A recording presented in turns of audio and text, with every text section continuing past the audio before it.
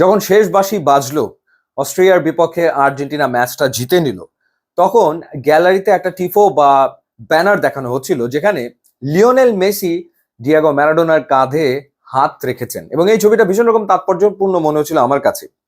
86 বিশ্বকাপের কথা মনে পড়ে যাচ্ছিল। 86 বিশ্বকাপ টেলিভিশন সেটের সামনে বসে তো আর দেখা হয়নি, কিন্তু পরবর্তী সময়ে যতটুকু হাইলাইটস দেখেছি বা মানুষজনের কাছে শুনেছি যে 86 বিশ্বকাপ ডিয়েগো ম্যারাডোনা একাই আর্জেন্টিনাকে জিতিয়েছেন।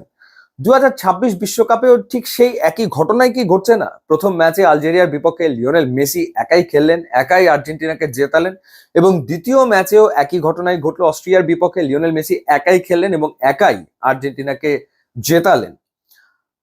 আর্জেন্টিনার ফ্যানদের জন্য ব্যাপারটা একদিক থেকে স্বস্তির যে এই বয়সেও, 39 বছর বয়সেও লিওনেল মেসি সুপার ফর্মে রয়েছেন, মনে হচ্ছে ক্যারিয়ারের সেরা সময় তিনি রয়েছেন। আবার মনে খানিকটা খচখচানি রয়েছে, কারণ ওভারঅল টিমের যে পারফরমেন্সটা করার কথা সেটা হয়তো আর্জেন্টিনা করতে পারছে না। আমরা যদি বাদিক থেকে শুরু করি, যেখানে ডি মারিয়ার অভাবটা একেবারে স্পষ্টভাবে ফুটে উঠেছে। লাস্ট ওয়ার্ল্ড কাপে লেফট ফ্ল্যাঙ্গে ডি মারিয়া যেরকম খেলেছিলেন, সেই জায়গাটাতে স্কালোনি পরপর দুটো ম্যাচে স্টার্টিং লাইন আপে রেখেছিলেন আলমাডাকে, কিন্তু আলমাডা আসলে পারফর্ম করতে ব্যর্থ হয়েছেন, যেই কারণে তাকে তুলে নেওয়া হয়েছে এবং পরবর্তীতে নামানো হয়েছে গঞ্জালেসকে। গঞ্জালেস নামার পর একটা গোলের সুযোগ তিনি পেয়েছিলেন, একটা কর্নারে তিনি যে হেডটা নিয়েছিলেন সেটা সাইড পোস্ট ঘেসে বেরিয়ে যায়। তিনি ডেফিনেটলি আলমাডার চেয়ে বেটার ফুটবল খেলেছেন, তারপরেও বাদিকের ওই জায়গাটাতে ডি মারিয়ার অনুপস্থিতি টের পাওয়া যাচ্ছে, এটা নিয়ে কোনো সন্দেহ আসলে নেই। এবার আসা যাক এনজো ফার্নান্দেস কিংবা ম্যাক অ্যালিস্টার প্রসঙ্গে। এনজো ফার্নান্দেস লাস্ট ওয়ার্ল্ড কাপে দুর্দান্ত ফুটবল খেলেছেন, কিন্তু এই ওয়ার্ল্ড কাপে পরপর দুটো ম্যাচে আলজেরিয়া এবং অস্ট্রিয়ার এগেনস্টে দেখা গেছে যে ডিফেন্সেই তাকে বেশি কন্ট্রিবিউট আসলে করতে হচ্ছে, নিচে নেমে আসতে হচ্ছে, বল রিকভার করতে হচ্ছে। সেই কাজটা ম্যাক অ্যালিস্টার এবং এনজো ফার্নান্দেস দুজনই করছেন। অর্থাৎ অ্যাটাকিং মিডফিল্ডার হিসেবে তাদের যে রোলটা আরেকটু প্লে করার কথা, সেইটা একটু অপূর্ণ রয়ে যাচ্ছে এমনটা আসলে মনে হচ্ছে। এর কারণ হচ্ছে ডিফেন্সে আর্জেন্টিনার যে ব্যাক লাইন, সেখানে ক্রিস্টিয়ানো রোমেরো বা লিজেন্দ্রো মার্টিনেস, তারা আসলে ফুললি ফিট কিনা সেই সংশয় তো থাকছে, এবং ক্রিস্টিয়ানো রোমেরোকে তুলেই নিতে হলো, তাকে তুলে নিতে হয়েছে, পরবর্তীতে ওটা মেন্ডিকে নামাতে হয়েছে। একটা ভালো দিক যে মেদিনা, যিনি পরপর দুটো ম্যাচ খেললেন লেফট ব্যাক হিসেবে, তিনি অসম্ভব ভালো ফুটবল খেলেছেন, কোনো সন্দেহের ব্যাপারে নেই। রাইট ব্যাক হিসেবে মলিনা খেলেছেন, মন্টিয়ালো ইঞ্জুরিতে পড়ে গেছে, সো মলিনা ভালো খেলেছেন, কোনো সন্দেহের ব্যাপারে নেই। সো ডিফেন্সকে হেল্প করতে হচ্ছে, কন্ট্রিবিউট করতে হচ্ছে, এবং সেই কাজটা এনজো ফার্নান্দেস, ম্যাক অ্যালিস্টার তারা করছেন, ডিপলও করছেন। এবং ডিপল করতে গিয়ে হয়তো তিনি টায়ার্ড হয়ে যাচ্ছেন, এবং সেই কারণে একটা সময় ডিপলকেও তুলে নেওয়া হয়েছে, যেখানে পারদেসকে নামানো হয়েছে।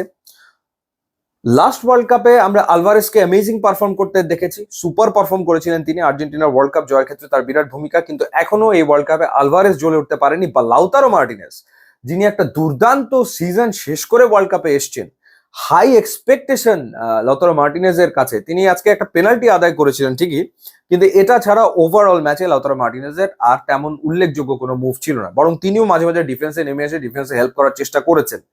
সো এই যে আলভারেজ বা লাউতারো মার্টিনেজ, তাদের রিদমে ফেরাটা খুব জরুরি।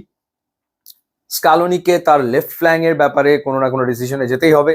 নেক্সট ম্যাচে আমার মনে হয় যে স্টার্টিং লাইন আপে হয়তো গঞ্জালেসকেই তিনি রাখবেন, আলমাডাকে না রেখে, হয়তো, অথবা অন্য কোনো প্ল্যান তিনি করতে পারেন। মোট কথা হচ্ছে যে আর্জেন্টিনার অ্যাটাক সবই মেসি তৈরি করছেন, তিনি তৈরি করে দিচ্ছেন, এবং তিনি আসলে গোল করছেন। ওয়ার্ল্ড কাপে 5টা গোল আর্জেন্টিনা করেছে, 5টাই তার। ইতিহাসের পাতায় লিওনেল মেসি নাম লিখিয়ে ফেলেছেন।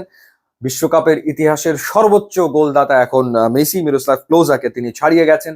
18টা গোল তার হয়ে গেছে, এবং এই ম্যাচেও তিনি হ্যাট্রিক করতে পারতেন যদি পেনাল্টিটা মিস না করতেন। ম্যাচের একেবারে শুরুতেই আর্জেন্টিনা পেনাল্টি পায়, সেই পেনাল্টি তিনি মিস করেছেন, সেখানেও রেকর্ড। অর্থাৎ বিশ্বকাপের ইতিহাসে সবচেয়ে বেশি পেনাল্টি মিস করা ফুটবলার লিওনেল মেসি, 3টা পেনাল্টি তিনি মিস করেছেন। ওটা বাদ দিলেও ফার্স্ট হাফে আরো দুটো গোলের সুযোগ তার সামনে ছিল, সেখান থেকে আর একটা গোল হয়ে গেলেও মেসির আসলে ব্যাক টু ব্যাক হ্যাট্রিক হয়ে যায়। যাই হোক, সেটা হয়নি। আর কত হবে, আর কত হবে, তিনি আর কত করবেন? যাই হোক, তিনিই করছেন, তিনিই খেলছেন, তিনি দলকে জেতাচ্ছেন, সবচেয়ে গুরুত্বপূর্ণ ব্যাপার এটাই। এবং আর্জেন্টিনা এই মুহূর্তে রাউন্ড অফ 32 নিশ্চিত করে ফেলেছে অস্ট্রিয়াকে হারিয়ে।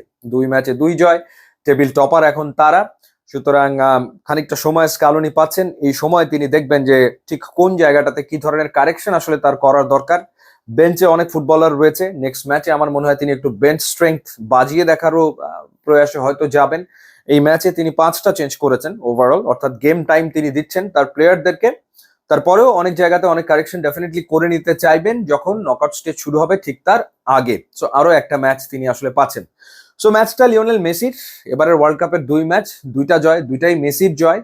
সো মেসির জয়রথ চলছে, দেখা যাক কতদূর চলে। আমরা তো চাই একেবারে শেষ মুহূর্ত পর্যন্ত চলুক। ইউটিউব এবং ইনস্টাগ্রাম লিঙ্ক আছে, আপনারা যোগ দিলে খুবই খুশি হবে। And thanks for watching.